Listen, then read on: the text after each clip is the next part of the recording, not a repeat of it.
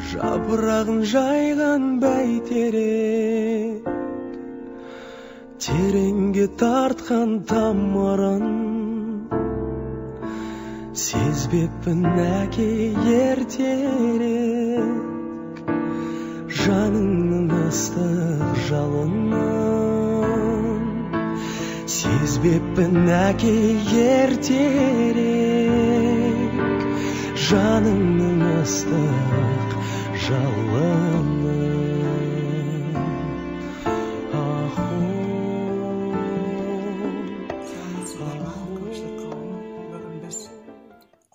Қонысбайдың 80 жылдық жасқа толуына жиналып бас қосып отырмыз. Бұл бір керемет жағдай. Қонекең жайлы айтып кететін болсам, ол жетім өсті, бірақ ол кісі ешқашан өзінің жалғыз екендігін сездірген жоқ. Мен өсе келе кейіннен білгенім, достары да көп болды, сонымен қатар құрметтейтін адамдары да көп болды. Ол өзінің бірбеткейлігімен және адалдығымен, өмірге деген құштарлығымен өзін сыйлата білді. Намысқойлығымен, психологиясымен дамыған адам болды. Жасынан көпшіл, бауырмал, ақылды әкеміз. Үлкенді қадірлеп, құрметтеп аға десе, кішіні ілтипатпен іні деп қамқорлық етті. Сондықтан да елде, ауылда, елде барлығы біздің әкемізді жеңгелері дәу бала дейтін еді. Біз есімізді білгелі, әкем бір өкімет сияқты жүретін еді ғой. Ылғида костюм шалбарда, машинада, біз көзімізді ашып білгенде, Урал мотоциклі болатын, кейін Москвич 412 деген машинасы болды, кейін шестерка машинасы қалған. Қандай болса да бір министр сияқты жүретін едім. Сол машинада бәрімізді алып едік. Ащысайдың бүкіл тауында жаңағы Ащысайда не болатын еді ғой, буфетті. Сол жерде барлық қалаған нәрсемізді апарып, малды бір қайтарып тастап ары қарай сол Ащысайдың буфетінде бала-шағаның бәрін алып жүретін едік. Сол 90-шы жылдарда адам түкіргі жерге тимейтін мықты ауылдың азаматы, бай бақуат кісі болған, үйден ешқашан қонақ үзілмейтін, таңнан кешке шейін үйден қонақтар кетіп жатып жүреді. Бір күнде бір қой сойылып, екінші қонақ келген кезде тағы да қой соятын күндер болған. Атам, Қонысбай атам туралы көп қой болған, қойшы болған деп естігем. Ол 12 бала шағасымен бақытты болған екен. Менің әке-шешем әлемдегі ең керемет жандар. Мен әкемді өте жақсы көрем. Жан әкем, жан жүрегім, асқар тауым, әкешім, сіздің көпшілдігіңіз, сіздің мейірімділігіңіз, сіздің бауырмашылдығыңыз, осының бәрін біздің бойымызға сіңіріп, ұғып өстік. Сол тәрбиелеріңізбен міне өсіп өніп, тамырымыз кеңге жайылып, жақсы өмір сүріп жатырмыз. Ол кісі өте ақылды кісі болған, өте жомарт кісі болған. Міне біздің әкеміз, асқар тауымыз, қорғанымыздың өмірден өткеніне 15 жыл толыпты. Уақыт деген қандай зымырап тез өтіп кеткен. Кеше ғана әкеміздің қасында еркелеп, әкемнің дара қызы, қара қызы болып қасында жүруші едім. Міне ол күндер де өтіп кетіпті.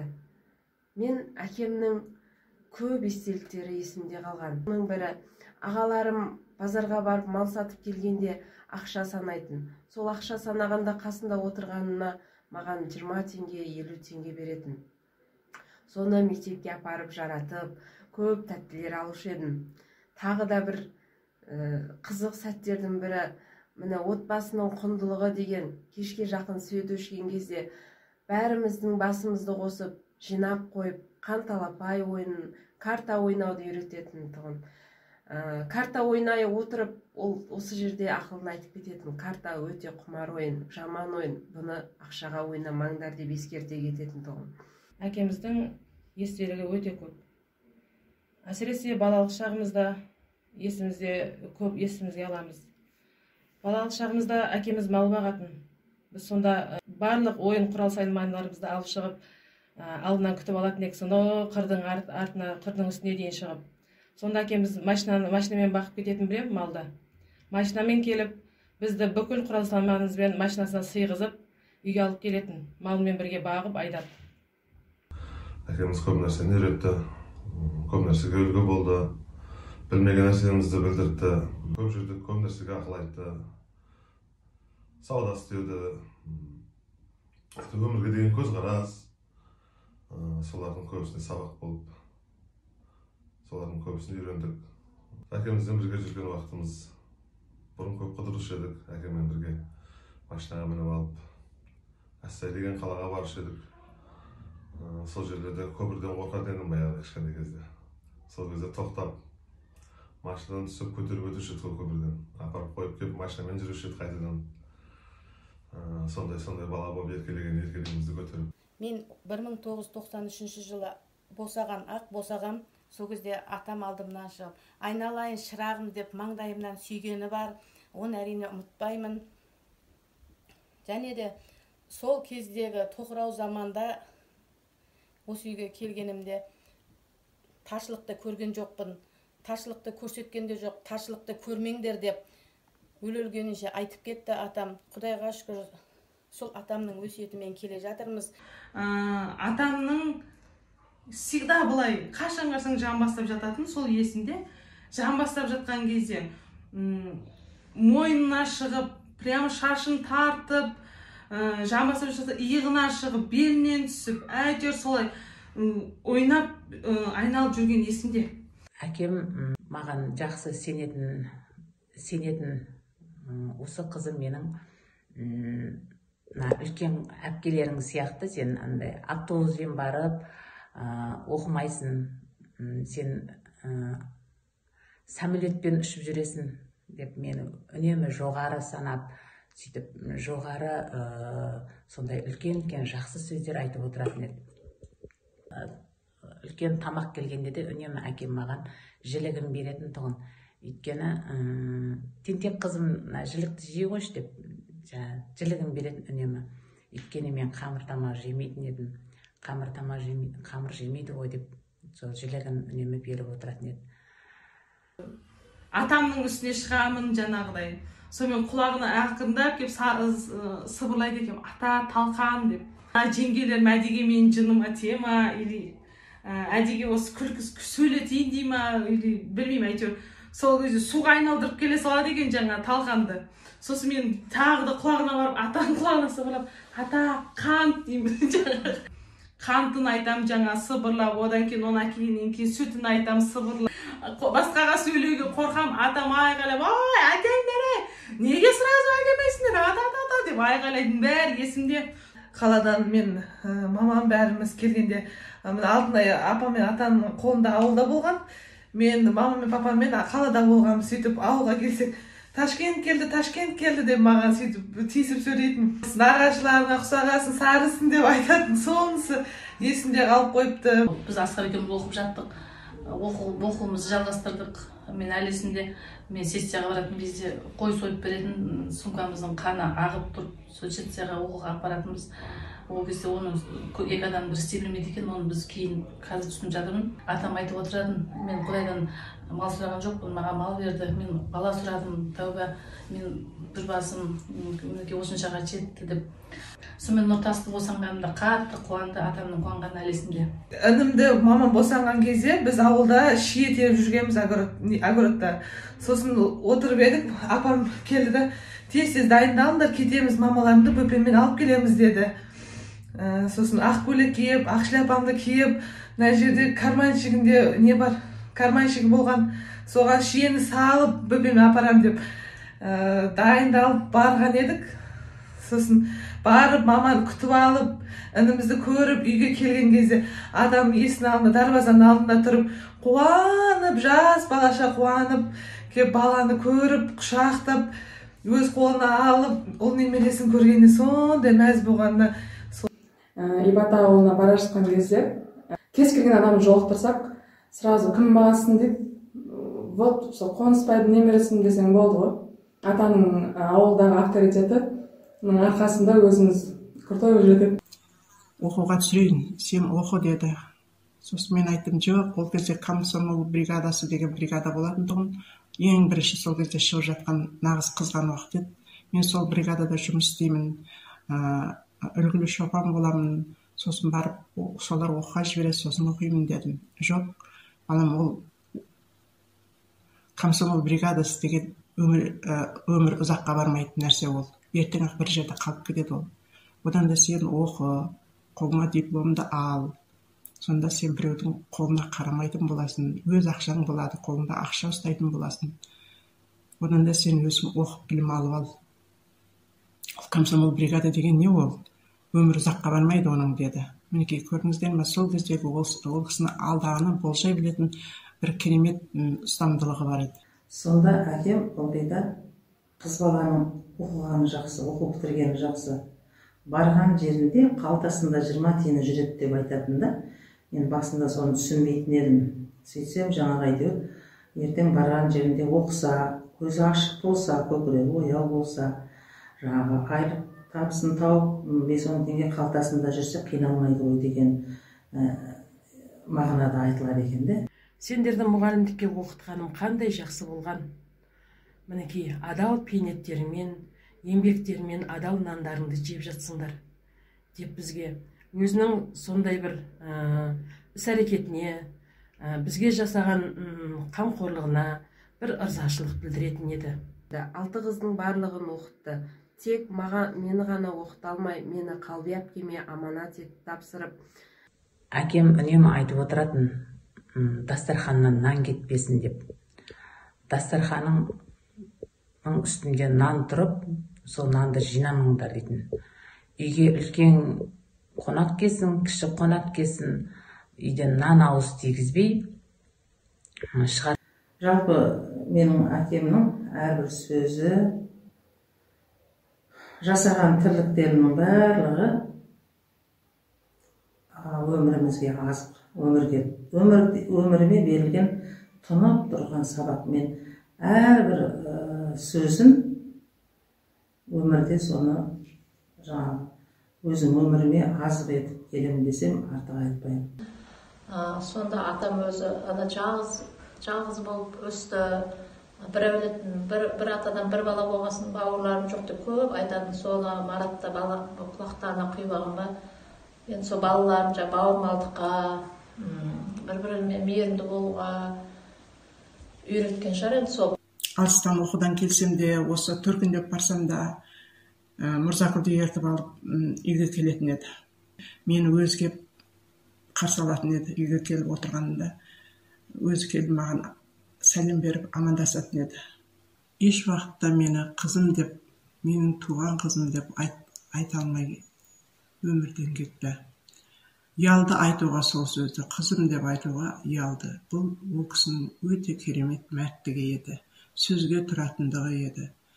Кейде ойлаймын, осы көп той болып жатыр, мінекей қаншама немере, шөбере көбейіп жатыр, үйлену, той, құдалық, қаншама тойлардан барлығында ойлап қоямын осы кезде. Атам болғанда ғой, атам көргенде ғой деп. Атамды көп есіме алам, жасырмаймын, кейде қиналған кездерде де кейде алып отырамын. Мен енді қолда өскеннен кейін, оны ескегеннен кейін бәрін сезінем. Ыстық маған бәрібір. Оққа түстім деп келген кезде қолымнан ұстап, осы оң қолымнан ұстады дағы, осы жерінен әдемлеп жайлап сүйді. Бірақ сол із әлі қолында тұрған сияқты болып көрінеді. Ыстық лебі қолында әлі тұр. Жиналған көпшілік, құда-құдағилар,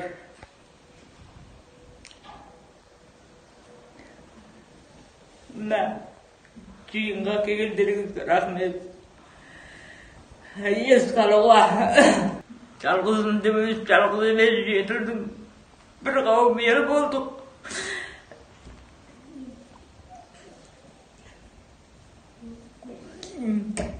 Allah жақсылығына жазсын. Құдай жақсылықтан ажыратпасын. Әкеме алғысын айтамын осы уақытқа дейін. Ойымыздасын әр уақытта. Асекең екеуміз бірінші келін болдық, барлық махаббатты, сол үйдің барлық жағдайын біз жасады, бізге көп жағдайлар жасады. Кейінгі ұлдарға жасамаған жағдайын бәрін бізге жасады. Сонда тапсырып отыратын Асекеңе, бауырларыңа еге бол, мен кетіп бара жатырмын, бауырларыңа еге бол деп айтып отыратын. Сол кісінің жолын берсе, сол кісінің тәрбиесінде өскеннен кейін осындай бір жетістікке жетіп, Аллаға шүкір бәріміз аман есенбіз. Анамызға, алды-қаламызға ғұмыр берсін. Осы бәріміздің басымызды қосып, әкеміздің 80 жастық асын тойлап отырғанымызда осы күнге аман есен жеткенімізге шүкір етеміз. Өмір бойы жалғызбын деп кеткен кісі. 6 ұл мен 6 қыз, 9 ұл мен қалса бәрі өсіп өніп көркейіп жатыр. Құдайға шүкір. Одан ұлдардан бір 20-21 немере, жиендерден де бір 20 бар ғой деймін қазір. Олардан ары тараған шөберелерді айтып беріп қойғандар. Біраз шөбере бар, Құдайға шүкір. Міне балалар кейін өсіп келе жатқан жас балалардан осында келіп оқып, осында жайғасып, мысалға алды үйленіп жатыр.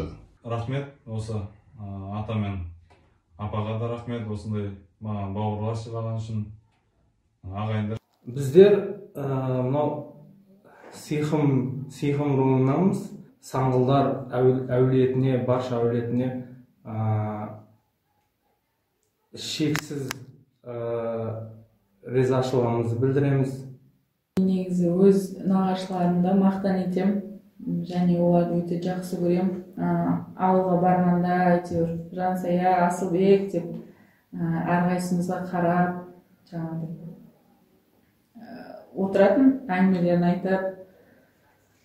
Мен айтар едім, барша қауымға әкелері бар жандар, әкелеріңді қолдарынан келгенше бар жақсылықты жасап қалыңыздар деп. Көріп отқан жұрттардан сұрарым, атам үшін дұға тілеңіздер. Жатқан жері жайлы болсын. Әрине, оның қасында әкемнің де осындай үлкен беделге ие болуына, үлкен бақ дәулетке ие болуына анамыздың да қосқан үлесі зор деп білемін. Лайым, әкеміздің жатқан жері жайлы, жаны жаннатта болсын. Өсірген артынан қалдырған ұл қыздары аман болсын. Анамыз аман болсын. Әрдайым біздің үйде осындай той томалақтар көбейе берсін деп тілеймін. Және осы жан жақтан ат шаптырып келген ағайын туыс жекжат жұратқа, дос жаранға рахметімді білдіріп, сіздердің үйлеріңізде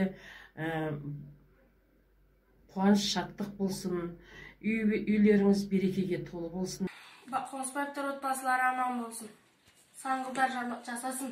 Алаңдағадан келген азаматтар, құда жайдеттер бәрін аман болыңдар. Үйлеріңіз осында той болсын, балдарыңыз азамат болсын. Орынған тауын алып көптеп, кеше жүгірген азаматтарын аттарын мектепке барып, табасының қуанышқа бөлек жатыр. Қуанышымыз қуанышқа жалғаса берсін. Ені сау болсын, балалардың алдында, қазардың алдында мықты азамат, үлкен азамат болуына тілектеспін.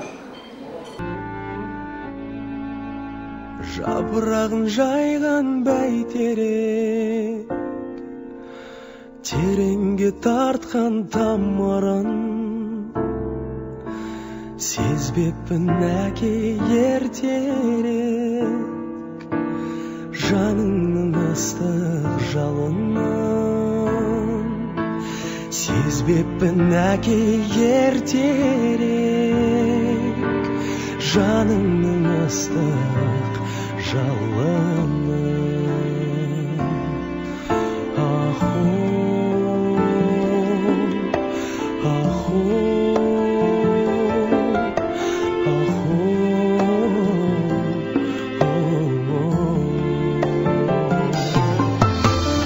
Ертеңім үшін көзілмей атқыздың қанша таңды, түсінер кім бар өзіңдей, сағын жанымды түсінер кім бар өзіңдей сағыныш толы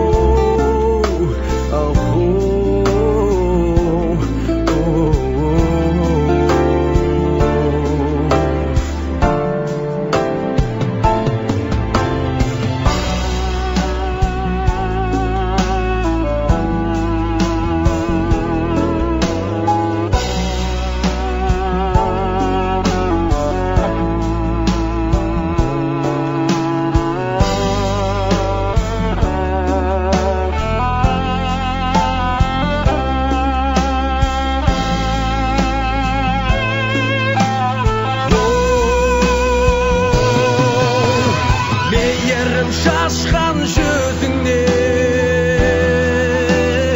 өмірдің ізін көремін әкелік асыл сөзіңнен жолымды тауып келемін әкелік асыл сөзіңнен жолымды тауып келемін.